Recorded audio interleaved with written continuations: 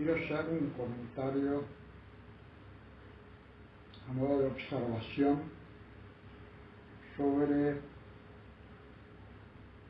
las opiniones, el trabajo de investigación y su libro, con el cual está intitulado como Apaga el celular y enciende el cerebro. Me refiero a Pablo Muñoz Iturrieta.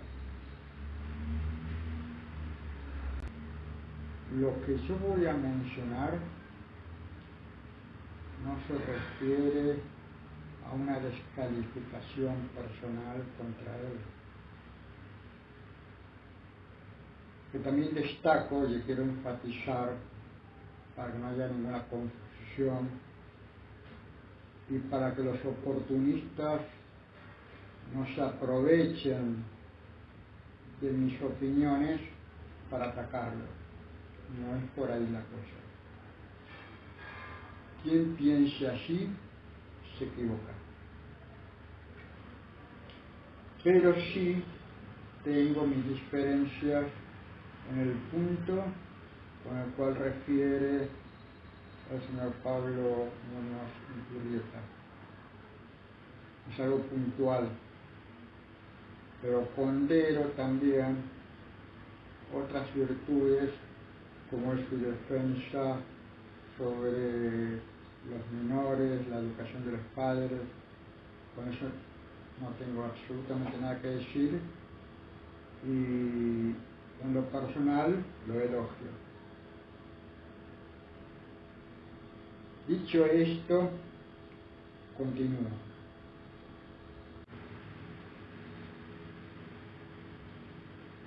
Los periodistas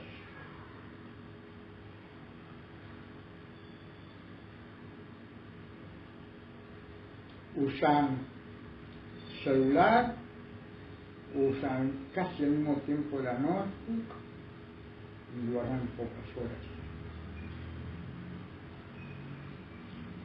He visto periodistas panelistas en vivo, en un domingo a las 20 horas, termina a las 21 horas, y tienen que ir a su casa, tienen que comer y hasta que se acuestan, pero después están el día siguiente a las 6 de la mañana, prende la pantalla. Eso significó que ese periodista tuvo que llegar media hora antes y se tuvo que despertar una hora y media antes. Tampoco. Y al mismo tiempo tomarse el trabajo de actualizar las últimas noticias antes de las 6 de la mañana. Las últimas noticias. Y en ese estado de cosas, informar o dar una opinión razonada al respecto cuando le hacen preguntas. Hasta tomarse el trabajo de escribir artículos para aquellos que tienen que enviar notas para el diario. Y escribir un artículo es mucho trabajo, porque es desglosar y compaginar todos los trabajos de investigación, y después hacer todas las correcciones ortográficas y después acomodar todos los párrafos para dar un ordenamiento antes de poner el clic enviar. Ni hablemos del esfuerzo mental, de ordenar los pensamientos antes de decir algo. Vamos a otro ejemplo, los médicos. A mí me usan el celular, usan la computadora, usan tecnología de apoyo. Un pediatra, a las 3 de la mañana, el padre desesperado por su hijo o su bebé, un obstetra, a la hora de nacer, o un parto, o una cesárea, no tiene tiempo. y puede ser a las 2, 3 de la mañana, y un obstetra tiene 50 pacientes, 60, 70, 80. O sea que todas las semanas está contra los planes de la señora o la familia, y a las corridas. Tengo un parto. Y tiene que dormir bien, administrar su tiempo y hasta recetar.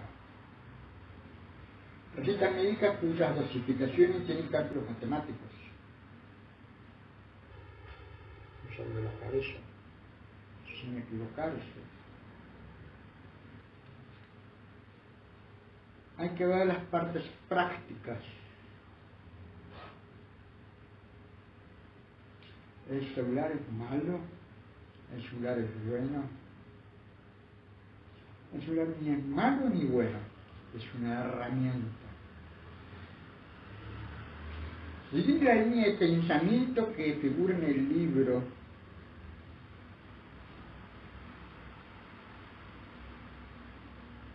empecemos a reconstruir hacia atrás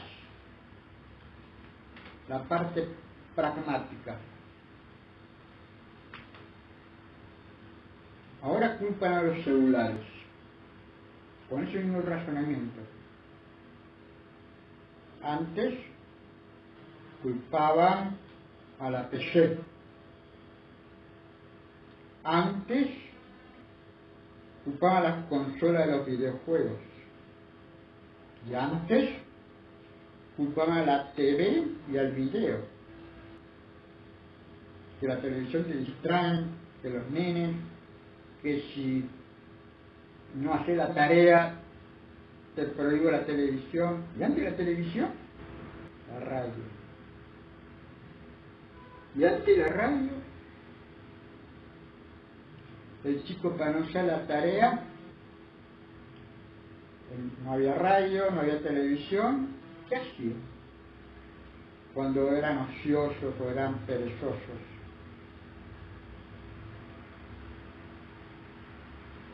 Los adultos han olvidado esas picardías. En la ciudad se iban de paseo por el tranvía, en la ciudad, o en el campo se iban de la casa a pasear, a caminar, tirar piedras al lago, andar a caballo, distraerse, menos hacer la tarea. Cuando la abuela en aquellos tiempos decía, si te portas mal te vas a ir al cuarto, o le prohibía hacer cosas, o no dejaba salir a jugar.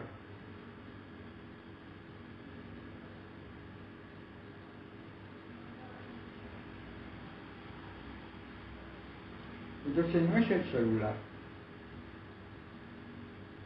son las personas. La raíz del problema sigue siendo el humano.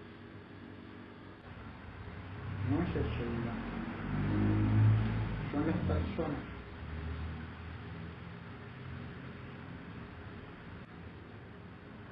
¿Qué tiene tanto el celular? Que ahora es all in one. Todo en uno. Ya en el celular tenés la televisión, tenés la radio, tenés el video, tenés el teléfono, tenés todo en uno. A diferencia de lo que era antes todo por separado, hasta consola de videojuegos. Entonces la facilidad de acceso que tiene el celular es asombrosa, eso es cierto. Pero no deja de ser una herramienta. Pero sigue siendo humano el problema. Todo radica en la voluntad. Los seres humanos tenemos libre albedrío, tenemos elecciones. Elegimos el bien y el mal. Y el celular es una herramienta que puede ser utilizada para el bien o para el mal, como cualquier otro dispositivo electrónico.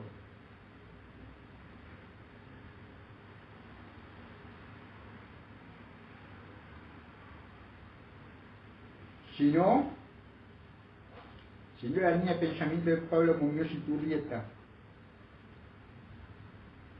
Si fuera tan malo la televisión, por decir algo, el cine o las cosas electrónicas, ¿por qué ponderar películas como La Pasión de Cristo? Como la última que hizo con Mel Gibson, y es el productor, sobre la última película que se acaba de estrenar, muy dura por cierto, y sin embargo es muy recomendada para que se vea. No puede ser, que es un error, que hay menores, que es terrible, pero es parte del proceso educativo, informarse. Entonces es una herramienta que se puede usar bien o mal utilizada. Pero que es muy duro que vean en La Pasión de Cristo los látigos. Bueno, es historia, sucedió. Como la lista de Schindler, sucedió. Y en las escuelas todo eso es difundido. La Shoah en las escuelas judías son muy difundidas. Hasta la Virgen María en Fátima le mostró al menor de edad el mismo infierno. ¿Qué cosa terrible o peor que esto le puede mostrar a un pequeño? Que quedaban tan traumatizados en el lenguaje mundano, traumatizados, Francisco y Jacinta, que no paraban de rezar implorando por la humanidad, porque habían visto el infierno. Entonces hoy en día en la mundanidad del planeta, los padres dicen, con los derechos, los menores, qué bestia la Virgen María, qué horror mostrarle algo tan duro para estos pequeños.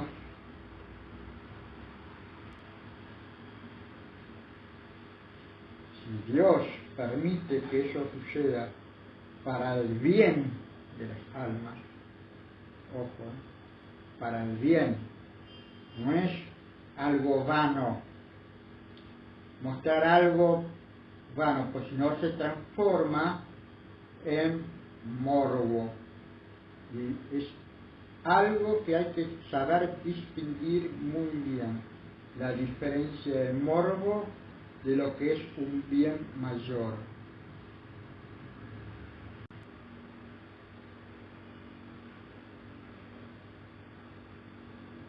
Hoy en día están queriendo decir que el libro, es cierto que el libro es bueno, pero no por eso hay que demonizar la tecnología cuando es bien utilizada, y hago extensivo a los celulares, a las tablets, notebook, medios electrónicos.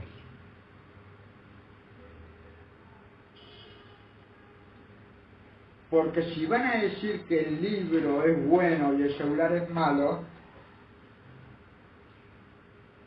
vamos a ensayar si esto es cierto, como se dice. ¿Los libros son buenos? Si uno dice que para ejercitar la lectura, sería cierto, pero engañoso. Porque bueno para el cerebro, pero yo pregunto, ¿es bueno para el alma? Pequeña observación, pero es cardinal su importancia. ¿Es bueno para el alma? Por ejemplo, el libro El Marqués de Sade, libros como Justín, 120 días en Sodoma, y es un espanto. Claro, un libro de ese tipo para promover la lectura.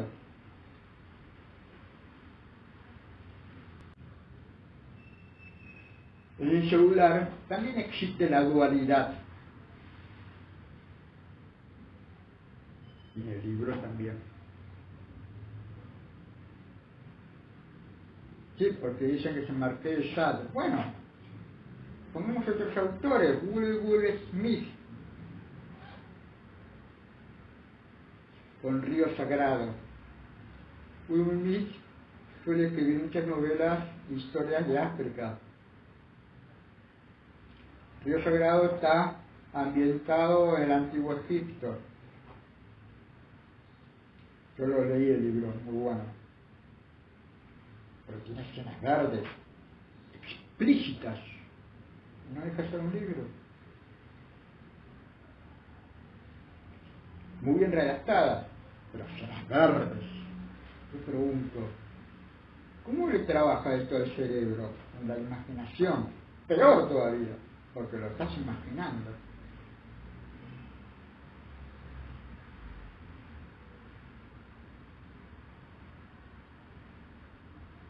Es bueno para el alma.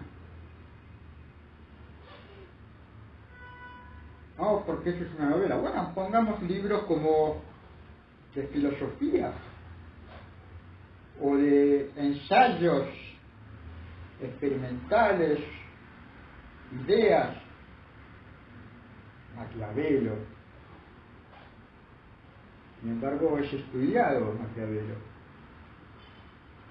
Pero es bueno para el alma. No hay que hacer un libro.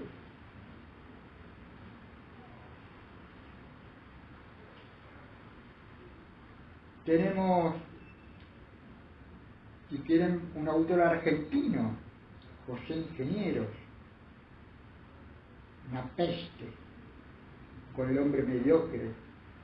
Sin embargo, prendió muchísimo en los estudiantes de aquella época, en el año 1900.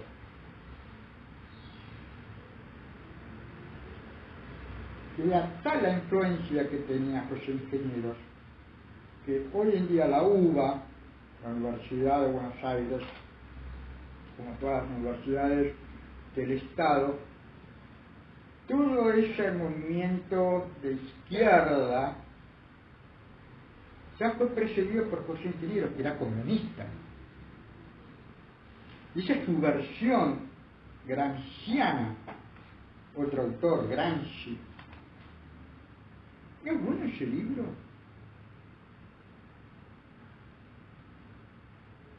O la batalla cultural por la cual un hombre como Pablo también, Muñoz y Turrieta, o también otro que también se esfuerzan junto con Nicolás Márquez en combatir cosas terribles que están sucediendo en todo el mundo. Los libros de la izquierda, pero de una forma terrible como la identidad de género. No deja de ser un libro, pero es bueno para el alma.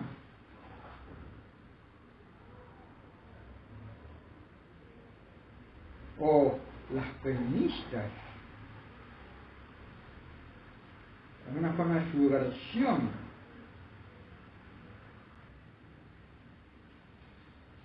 Entonces, el celular no tiene la culpa.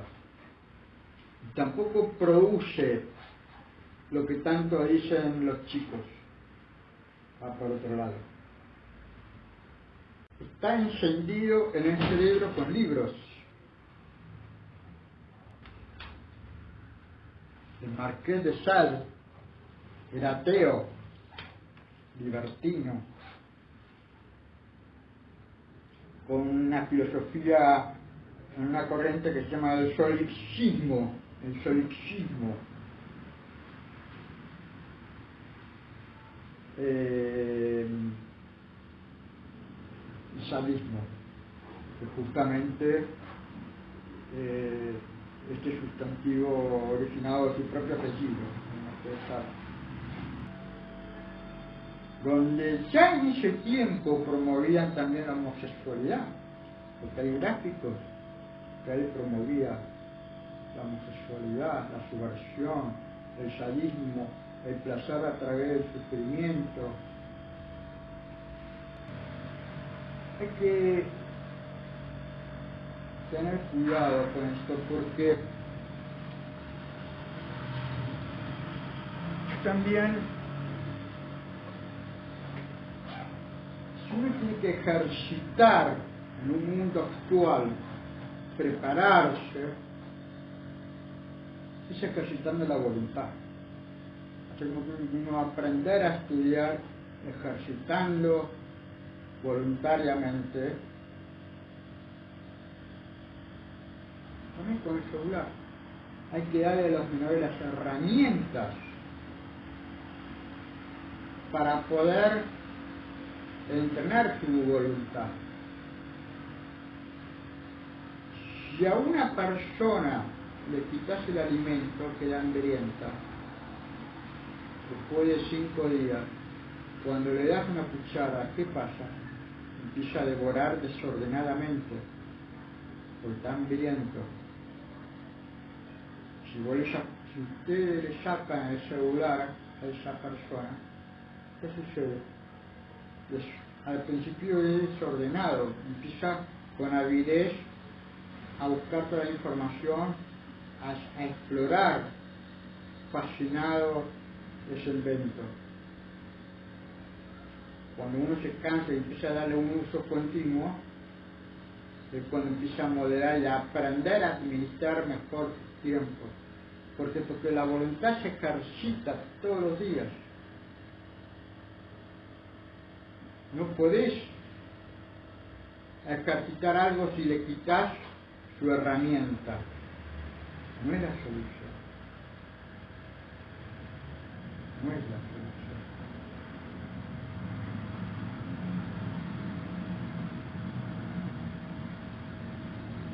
Así como a los menores, los padres con responsabilidad hacen una educación sexual, por así decir,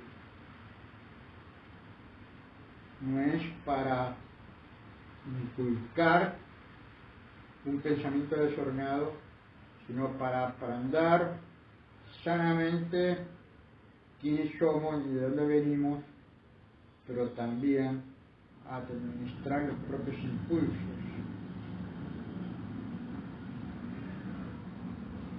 Lo mismo sucede con el celular, administrar los impulsos,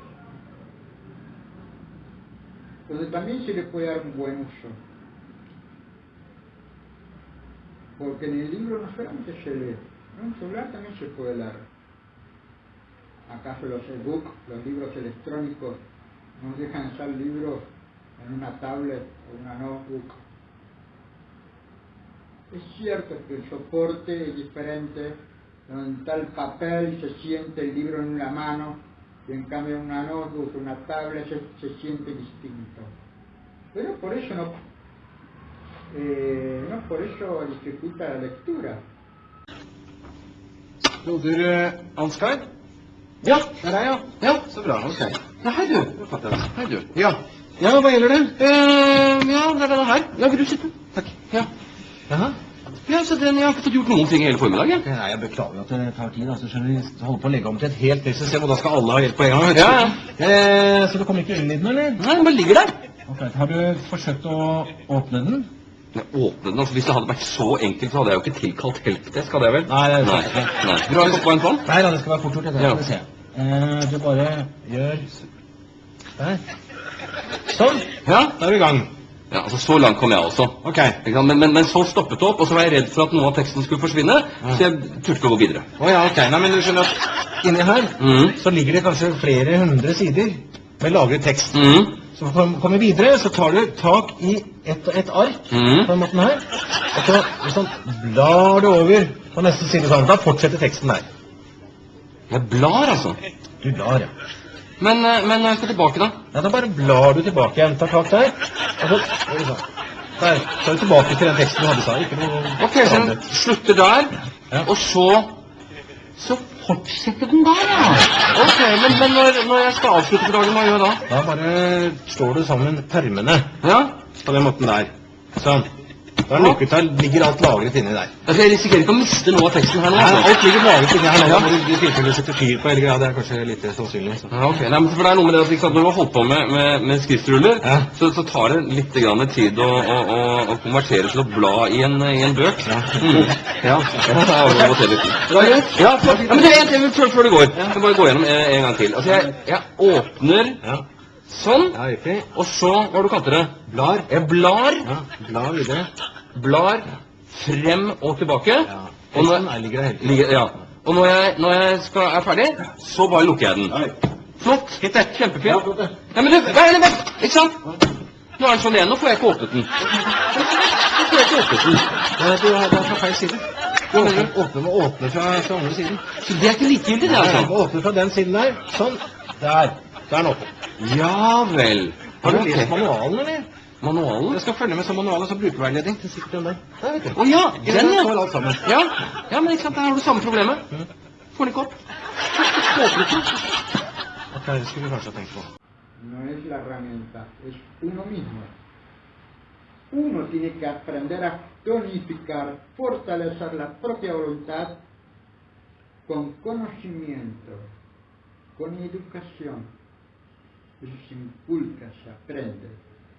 Si uno le quita las herramientas, en una sociedad como ahora, quedan expuestos a todo tipo de impulsos, porque no saben manejarse.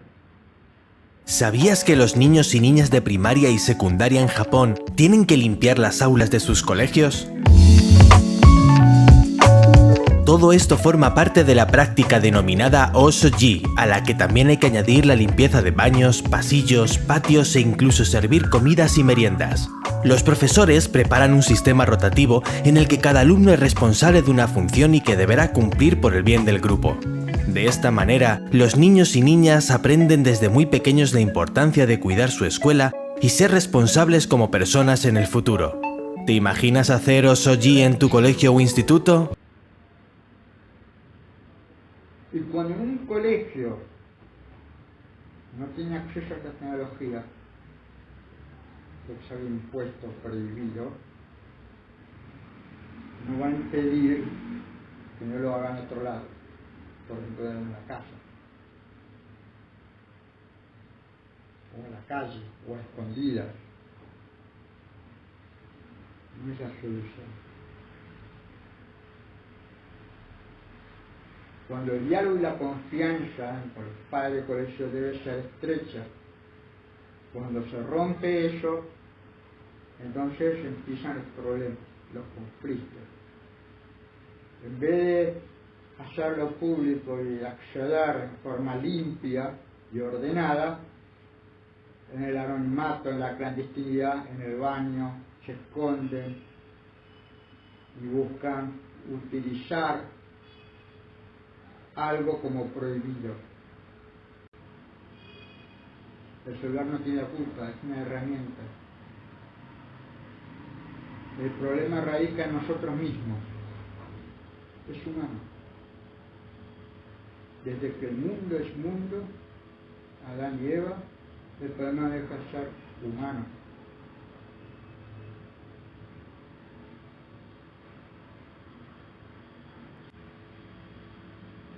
Después sobre el mismo libro, estuve viendo que sobre la parte de apaga el celular y enciende el cerebro, se refiere a unos capítulos. Pero después hay otros capítulos que no tienen nada que ver con la temática de la portada. Se da un poco como por las ramas.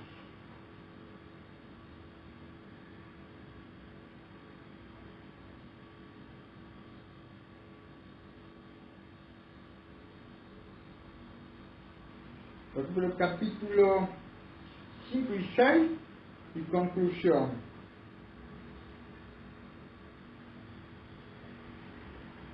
No veo la relación que tiene con el título de la obra. Ojo, Pero claro, no es que esté mal, está perfecto, el autor tiene todo el derecho del mundo de expresar sus pensamientos, pero hay un título.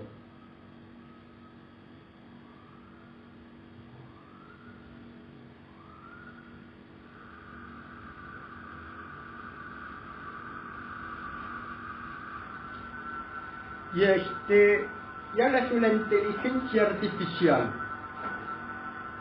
Es cierto.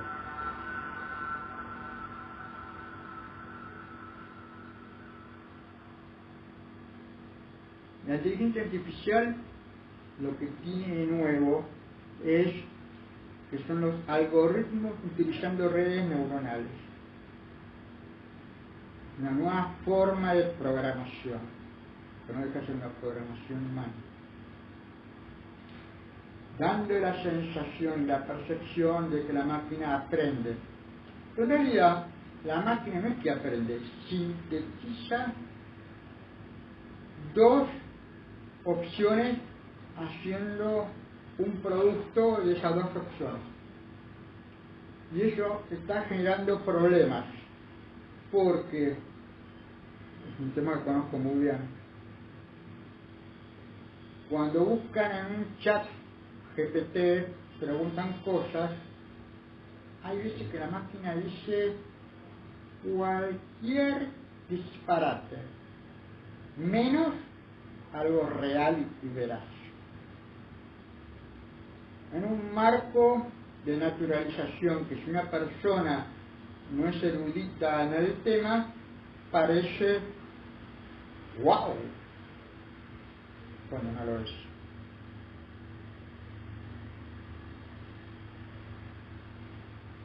También quiero decir que en la era de los bots, los androides y los robots, no van a perder el trabajo. Así como en la época del vapor, después en la revolución industrial, hacían todo en serie, y después aparecieron los robots. Entonces yo pregunto, los procesos laborales se transforman, haciendo que los trabajos sean cada vez más especializados. Ya pasó en el siglo XX, hubo varias revoluciones. En esta última exige un nuevo tipo de revolución. Pero no van a perder el trabajo. Se transforman. Y si uno no se actualiza, no se capacita, no se pone al día, queda obviamente fuera del sistema, analfabeto.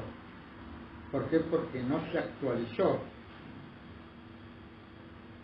Valga decir, un mecánico de auto, cuando los autos antes eran comunes, ahora vienen todos los autos electrónicos, y el mecánico viejo, ve el auto, el motor no entiende nada, se asusta y se recapó. ¿Por qué? Porque lo tiene que atender un mecánico que entienda la inyección de electrónica. Es una nueva generación de mecánicos especializados. Pero no van a perder el trabajo. Un robot lo tiene que mantener alguien. Al robot alguien los fabrica. Al robot alguien los diseña. Y el campo, lo mismo. Vamos a seguir comiendo. Y ese trabajo tampoco se pierde. Y si alguien dice, ay, pero ahora antes nosotros cosechamos y ahora lo hace la computadora solo con las máquinas que hacen la cosecha. Bueno, pero alguien tiene que decir a la cosechadora cómo hacerlo, cómo programarlo. Los trabajos se transforman.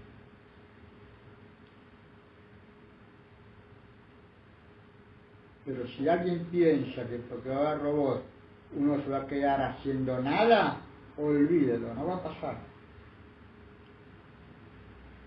San Pablo dijo,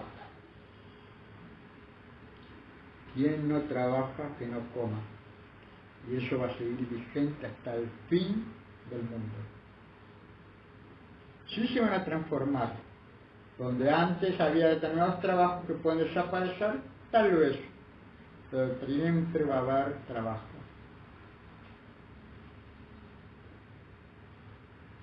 Donde antes sabía leer y escribir, ahora hay que saber no solo leer y escribir, sino también programar.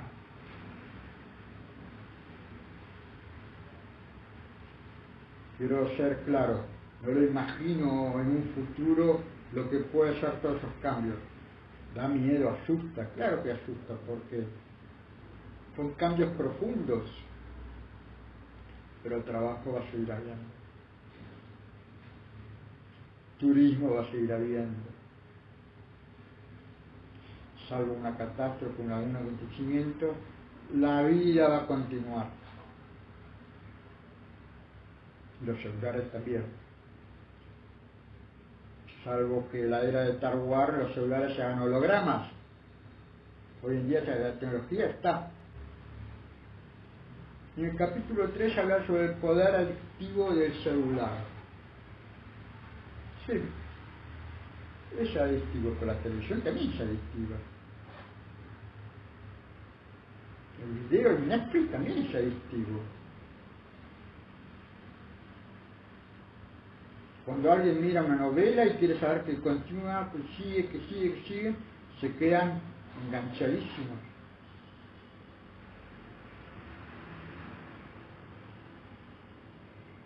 Pero no es por el celular, sino los contenidos. Y volvemos al mismo principio de la voluntad. Es la persona, no la herramienta.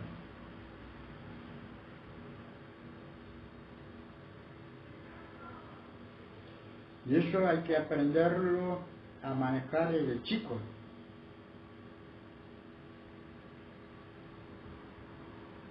Ese ejercicio de la libertad es fundamental.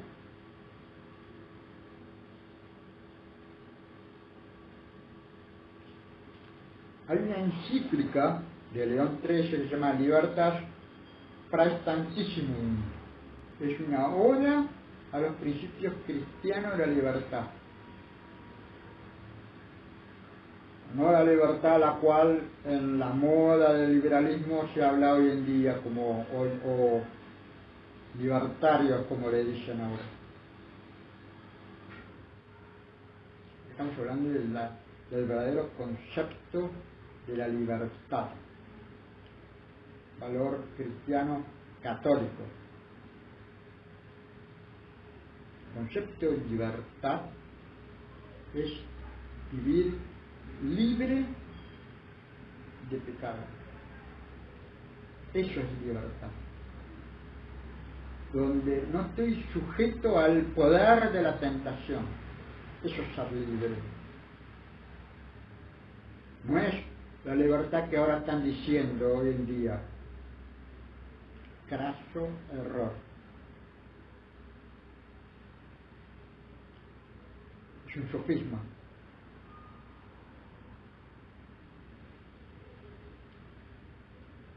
Porque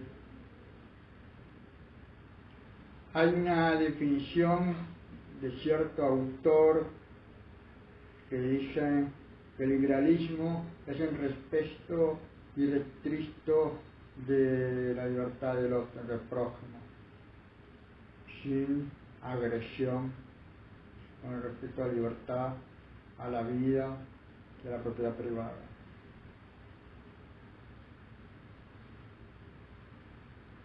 Pero Dios, si bien nos quiere libre del pecado.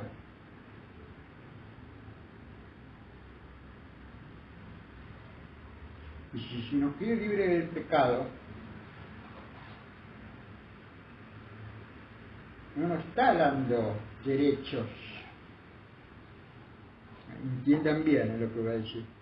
Dios no te da derechos, te da opciones. Solo dos. Dos opciones. El bien y el mal. ¿Estar con Dios o contra Dios?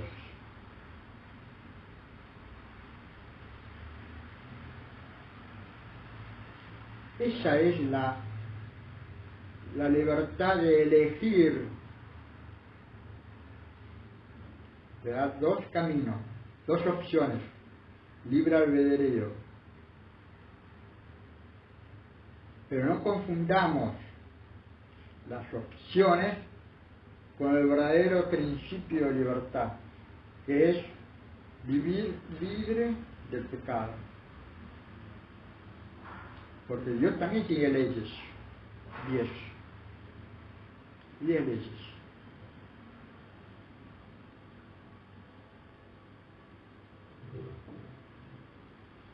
Entonces,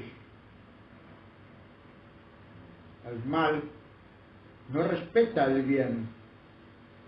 Dios da la libertad para que seas libre, y el que es sabio se considera libre.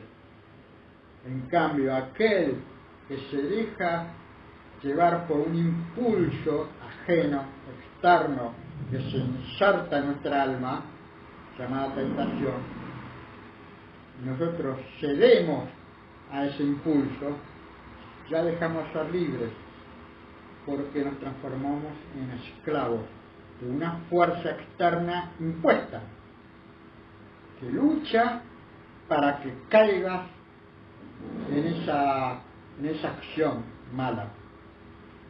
Y eso no es ser libre, es ser esclavo. El que es libre, vive libre de todo esto. Esa es la libertad. Y por eso, con esa idea clara, podemos hablar sobre que el celular es adictivo. O nosotros somos los que caemos a merced de una herramienta mal utilizada.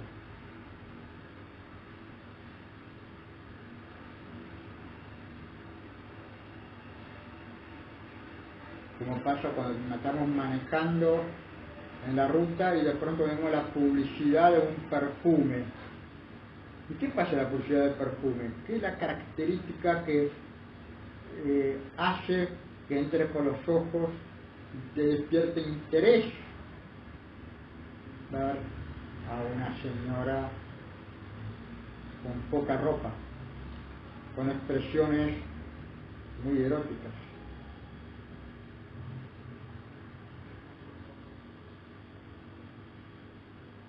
Despierta impulsos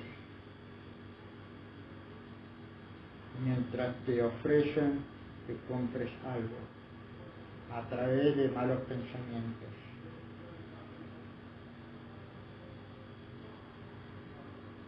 Tentándote así a que compres el perfume.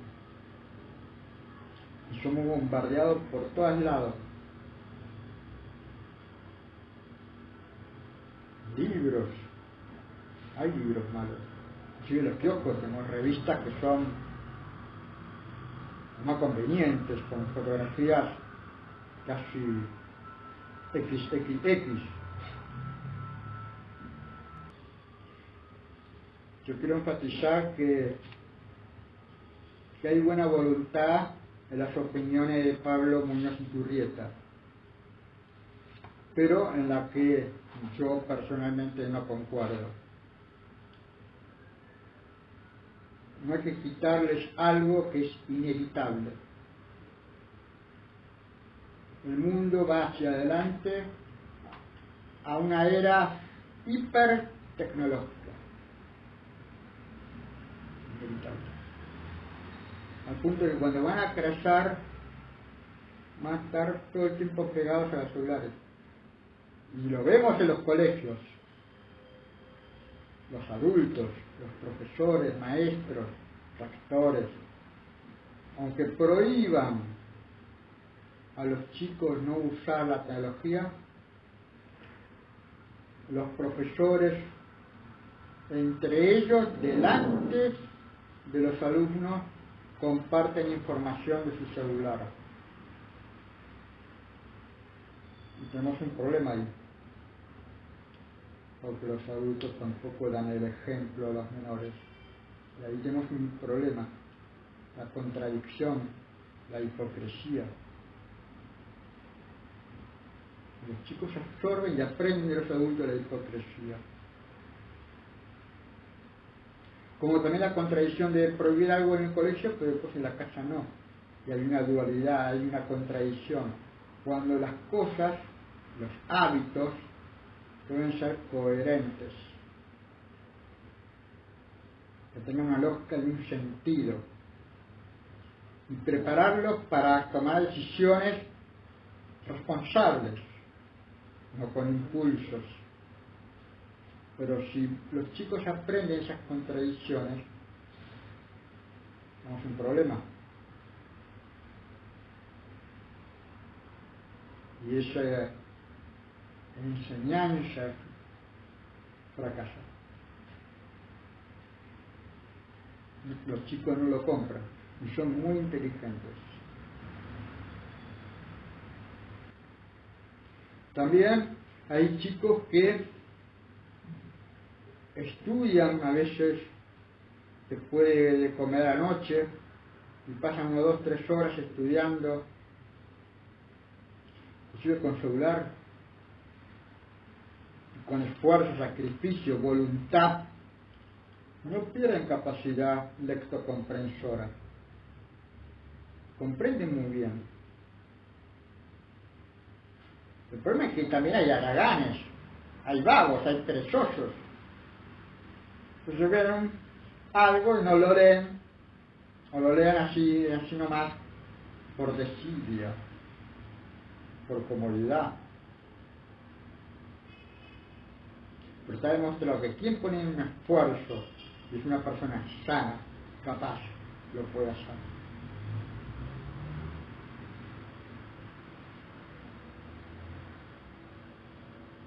Pero también tiene que haber interés, porque si uno le impone a un chico a hacerle leer algo que no le interesa, es habitual que la atención no esté del todo buena, porque no les interesa. Pero también está en el deber del profesor saber estimular el interés. Y estimular el interés significa que los chicos tengan que entender el motivo por el cual están estudiando. ¿A dónde los lleva con esto? ¿Cuál es la utilidad? Hay que ayudarlos a encontrarle un sentido a las cosas.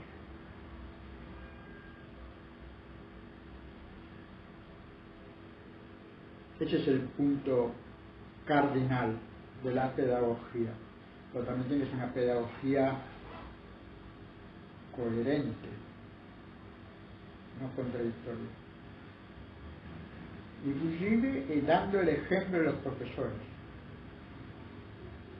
en todo. Porque si no damos el ejemplo, los alumnos no van a aprender, se rebelan. Hinchas japoneses limpian el estadio tras el partido Qatar versus Ecuador y el hecho se vuelve viral. Tras el partido inaugural del Mundial Qatar 2022, muchos abandonaron el estadio, pero un grupo de aficionados oriundos de Japón se robó la mirada por su acción.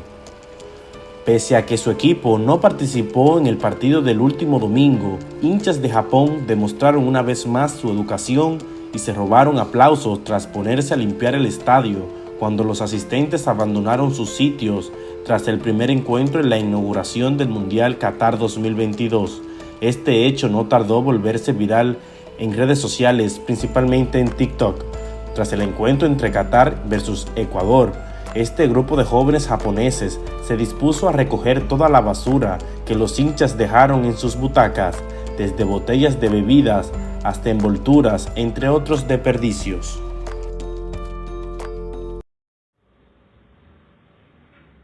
También quiero abordar otro tema particular, el control de la información, el control de los datos y el espionaje. toda esta tecnología no me sorprende, siempre ha existido. Inclusive, aún en la época de las computadoras más rústicas, los celulares, después los teléfonos, ya los teléfonos se pinchaban. Y aún en formas rudimentarias también el control de los gastos de tarjeta de crédito, que lo hacían justamente para poder cobrar los impuestos y controlar a ver quién evadía, quién no. Y aún antes, en la antigüedad, en el mundo que es mundo, el espionaje siempre ha existido. No deja de ser un problema humano. Entonces, desde que el mundo es mundo, siempre radica en que quien tiene el poder y el control, tiene la tentación de saber la información del otro. En el libro Arte de la Guerra de Sun Tzu hay 5 tipos de espías: el nativo, el interno, el doble agente, el flotante y el liquidable. Aunque hoy en día ya en la modernidad se habla de 16 tipos de espías. Es una tendencia natural, hasta inclusive en la familia están los chismes, el chisme. Que todos están pendientes de ver que a este chico le gusta tal chica, que a esta chica le gusta tal otro. En el mismo colegio, entre ellos, están curioseando a ver qué hacen los demás. Es una tendencia humana. Con eso no estoy justificando los actos malos, pero partamos de la base de que no tienen que sorprendernos, entonces no nos asustemos. Lo que cambia es el acceso a la tecnología, nos da un poder de acceso que antes no tenía, sí es cierto, pero también está la responsabilidad uno de saber cómo controlar la información dentro de lo posible. Usando un teléfono de línea por cable coaxial no me garantiza intimidad. Inclusive hasta en la época de yo era chico me podían estar siguiendo perfectamente. Hoy los detectives de antes pasaban largas horas sacando fotos, siguiendo a las personas, como en la antigüedad. Hablando de antigüedad, no las cosas que hacían ya en ese tiempo, con métodos más rudimentarios, inclusive Alejandro Magno, un crack de la guerra, cuando él sabía que los espías eran un problema y era muy difícil de ser detectados porque sabían cómo ocultarse. Entonces mandaban falsos rumores de que iba a atacar al rey Darío, y era mentira, y él sabía que esa noche los espías tenían que trabajar para enviar información y avisar al rey, y el rey que se iba a dormir, y así es como lo descubría. O a veces a los generales hacía escribir a las familias. Cuando le escribía a la familia que lo supieran, leía los mensajes y de esa manera sabía si los traicionaba o no, el método de Alejandro Magno.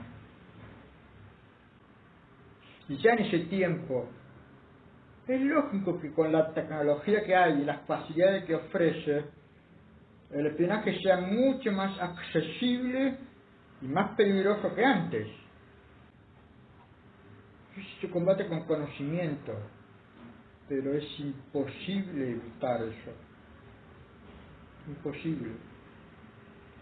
Por ejemplo, yo escuché que hablaba sobre, yo que conozco las tecnologías, de que puedo saber de dónde estoy ubicado. Bueno, pues yo puedo restringir esa información de la GPS. Si yo le digo a Google que no me rastree la GPS en forma manual, y puedo forzar y sé cómo hacerlo, Google no sabe dónde estoy. No queda registrado. Repito, Google. No dije la empresa de telefonía. Porque la empresa de telefonía tiene un método de monitoreo muy distinto a lo que te da Google.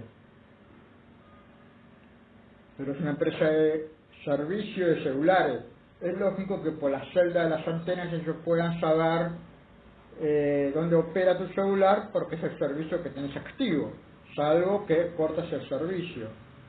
Si cortas el servicio, entonces ni siquiera la empresa de Movistar o de Claro o de celulares puede saber dónde estás. Ahora, si tenés una empresa de correo, y bueno, la empresa de correo por el número de IP puede saber dónde está ubicado. Si tenés una empresa de internet, y bueno, ellos van a saber todas las ubicaciones que has tenido mientras has utilizado su servicio. Si vas a cargar nafta, y bueno, por el número de tarjeta pueden saber la cadena de servicio, los lugares donde has cargado nafta, si sos socio de determinado club, por ejemplo Automóvil Club, y bueno, sabes los lugares donde has cargado nafta, porque has presentado tu tarjeta de socio. Y más Visa, y Visa tiene una concentración que ya de todas las tarjetas, de todas las veces que hayas usado la tarjeta de dicha compra, pueden saber perfectamente dónde has estado. Todo eso puede ser utilizado por la justicia, pero también puede ser utilizado de mala manera, por ejemplo cuando hay un testigo protegido y las mafias tienen acceso a la información a través de gente corrupta. Pero eso es ahora, pero también antes era así, igual. La naturaleza humana no ha cambiado, sigue siendo la misma. No tiene que sorprender, no nos asustemos de eso. Tenemos que asustarnos más en no ser íntegros, y tenemos que preocuparnos más por tener una naturaleza humana más íntegra. Nuestra vida está siendo permanentemente monitoreada hasta por Dios mismo. Tenemos los ángeles que todo el tiempo nos sigue a todos lados. Y hagamos actos buenos o actos malos, sea con buena o mala fe, tenemos un ángel de la guarda al lado que siempre está viendo todo lo que hacemos. Y le va contando y susurrando a Dios todas las cosas buenas o malas que estamos haciendo. Además de interceder con nosotros cuando se lo pedimos.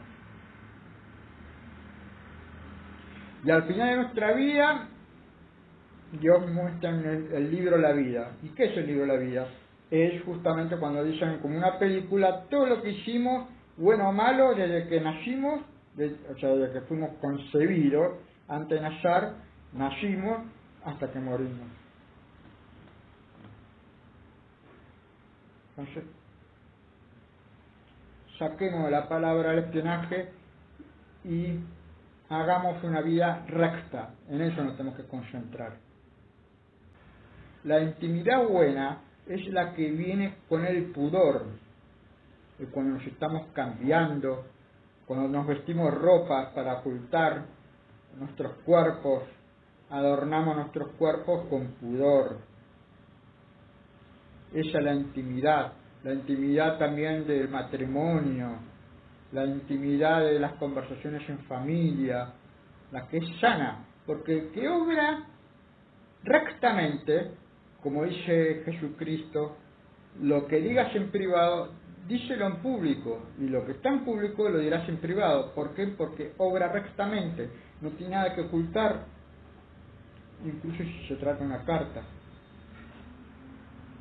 Lo que pasa es como sucede que cuando alguien cuenta un secreto, ocultando de posibles ladrones un cierto dinero que ha ganado, no por una cuestión de mala fe. Esa es una intimidad de pudor y de criterio prudente, pero no para ocultar mala fe. Eso quiero ser claro. Si tanto preocupa que es malo a la red social, si tanto preocupa de que los celulares son malos y pueden presentar un problema, Entonces, no hay nada mejor que una idea radical y extrema. Así como es malo fumar, ¿qué se hace? Dejar el cigarrillo.